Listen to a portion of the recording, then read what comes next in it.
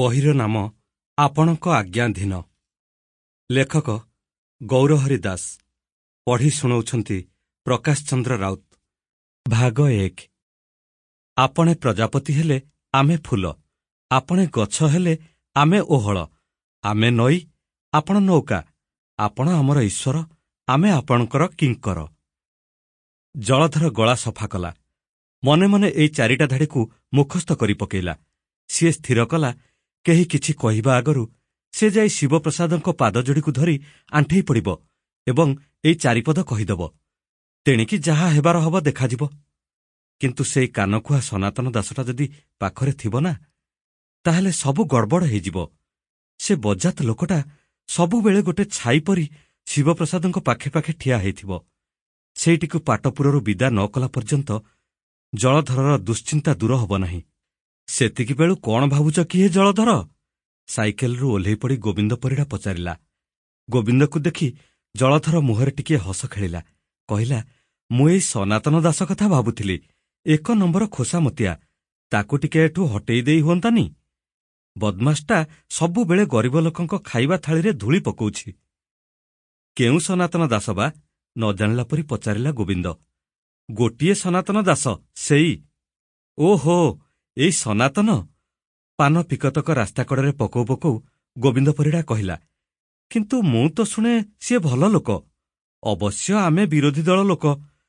ତୁମକୁ ଆମ କଥା ପସନ୍ଦ ହେଇନପାରେ। ଭଲ? ତୁମକୁ କିଏ ମିଛଟାରେ ସେମିତି କହିଥିବ? ଲୋକଟା ଏତେ ସହଜ ନୁହେଁ ଗୋବିନ୍ଦ। ଅନ୍ତତଃ ତୁମେ ତାକୁ ଯେତିକି ସହଜ ବୋଲି ଭାବୁଛ, ସେଇ ଲୋକଟା ଉପରେ ଶିବପ୍ରସାଦ ସାମନ୍ତରାୟଙ୍କର ପୂର୍ଣ୍ଣ ବିଶ୍ୱାସ। ତାକୁ ନ ପଚାରି ଇଏ କିଛି କରିବେ ନାହିଁ। ସିଏ ଛେଳିକୁ କୁକୁର ବୋଲି କହିଲେ ବି ଇଏ କୁକୁର କହିବେ। ଜଳଧର କହିଲା, ନା ନା, ତୁମେ କଥାଟି ଓଲଟା କହୁଛ। ସାମନ୍ତରା ଛେଳିକୁ କୁକୁର ବୋଲି ବିଶ୍ୱାସ କରିଯାଇପାରନ୍ତି, ମାତ୍ର ସନାତନ ଦାସ ଛେଳିକୁ କୁକୁର ବୋଲି କେବେ କହିବ ନାହିଁ। ସିଏ ଛେଳିକୁ ଛେଳି ଓ କୁକୁରକୁ କୁକୁର ବୋଲି ହିଁ କହିବ। ଗୋବିନ୍ଦ ପରିଡ଼ା ଉତ୍ତର ଦେଲା। ଗୋବିନ୍ଦର କଥା ଜଳଧରକୁ ଭଲ ଲାଗିଲା ନାହିଁ। ସିଏ ପ୍ରସଙ୍ଗ ବଦଳାଇବା ଲାଗି ପଚାରିଲା, ଆଉ ତୁମର ଚିଠି ଲେଖା ଧନ୍ଦା ତ ବେଶ୍ ଭଲ ଚାଲିଛି। ଆମ ପାଖେ ଖବର ଅଛି ଯେ। ଗୋବିନ୍ଦ ଚମକି ପଡ଼ିଲା। ଜଳଧରର ପାଖକୁ ଲାଗି ଆସି ତା ହାତକୁ ଚିମୁଟି ଦେଇ କହିଲା, ଧୀରେ ଟିକେ କୁହ ଜଳଧର, ସମୟଟା ଭଲ ନୁହେଁ, କାଳେ କିଏ ଶୁଣିବ। ତୁମେ ଜାଣିଛ, ସେସବୁ ବଡ଼ ଦାୟିତ୍ୱ ସମ୍ପନ୍ନ କାମ। ଜଣକ ବିଷୟରେ ଭିତର ବାହାର ସବୁ କିଛି ନ ଜାଣିଲେ ତା ବାବଦରେ ବେନାମୀ ଚିଠିଟେ ଲେଖିବା ଅସମ୍ଭବ। ଏଣୁ ତେଣୁ ଲେଖିଲେ କଥାଟି ପାଣିଚିଆ ହେଇଯିବ ଓ ଔଷଧ ଜମାରୁ କାଟୁ କରିବ ନାହିଁ। ପୁଣି ତୁମେ ତ ଜାଣିଛ, ଆଜିକାଲି ଏ ଔଷଧର ଆଗ ଭଳି କାଟ୍ତି ନାହିଁ। ଜଳଧର କହିଲା, ସେମିତି ଗୋଟେ ଚିଠି ମୋ ପାଇଁ ଲେଖିଦିଅନ୍ତ ନାହିଁ ଗୋବିନ୍ଦ। ତମର ଯାହା ଖର୍ଚ୍ଚ ପାଣି ପଛକେ ମୁଁ ଦିଅନ୍ତି। କିନ୍ତୁ ସେ ଚିଠିଟା ପଢ଼ୁ ପଢ଼ୁ ଯେମିତି ସାମନ୍ତରାଙ୍କ ମୁଣ୍ଡ ଘାଇଁ ଘାଇଁ ଘୂରିଯାଆନ୍ତା। ତାପରେ ଦେଖନ୍ତ, ମୁଁ କେମିତି ସେ ଚେମଡ଼ା ବୁଢ଼ାକୁ ପାନେ ଚଖାନ୍ତି। ଶନି ଗ୍ରହଟା ଜୀବନରୁ ମରୁନାହିଁ କି ଏଠୁ ହଟୁନାହିଁ। ଗୋବିନ୍ଦ ପରିଡ଼ା ହସିଲା। ସେ ହସଟା ଏତେ କୁଣ୍ଠିତ ଯେ ଲାଗିବ ଗୋଟେ ପଥର ମୂର୍ତ୍ତି ଓଠରେ କିଏ ଜବରଦସ୍ତ ହସ ଟିକେ ଗୁଞ୍ଜି ଦେଇଛି। ସିଏ ଅନୁଭବୀ ମଣିଷ। ଏତେ ସହଜରେ କାହାକୁ ସମାଧାନ ବତେଇବା ତା ଜାତକରେ ନାହିଁ। ହାତ ପାହାନ୍ତାରେ ସୁନା ମିଳିଲେ ଲୋକେ ତାକୁ ବେଙ୍ଗି ପିତଳ କହନ୍ତି। ମଣିଷର ସ୍ୱଭାବ ଏହିପରି। ଯେଉଁ ଜିନିଷଟି ସହଜରେ ମିଳିଯିବ, ସେ ତାକୁ ସନ୍ଦେହ କରିବ। ତାର ଭଲମନ୍ଦ ନେଇ ନାନା ପ୍ରଶ୍ନ ପଚାରିବ। ତାହାଠୁ ଭଲ ଲୋକଙ୍କୁ ଘଣେଇବ। ଘୂରେଇ ଘୂରେଇ ତାଙ୍କ ଝାଳ ବୁହାଇଦେବ।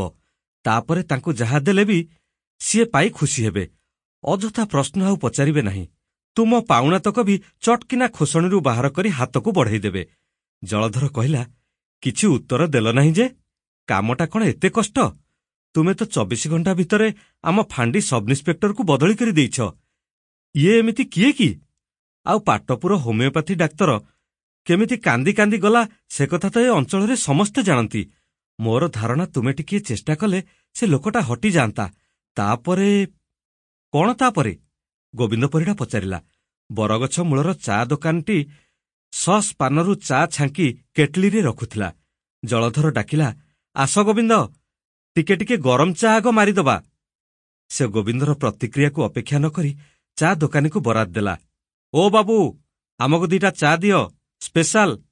ତାପରେ 4ଟି ପାନ ଭାଙ୍ଗ, ଗୋପାଳ ଜର୍ଦା, ଗୋଟା ଗୁଆ। Sample complete. Ready to continue?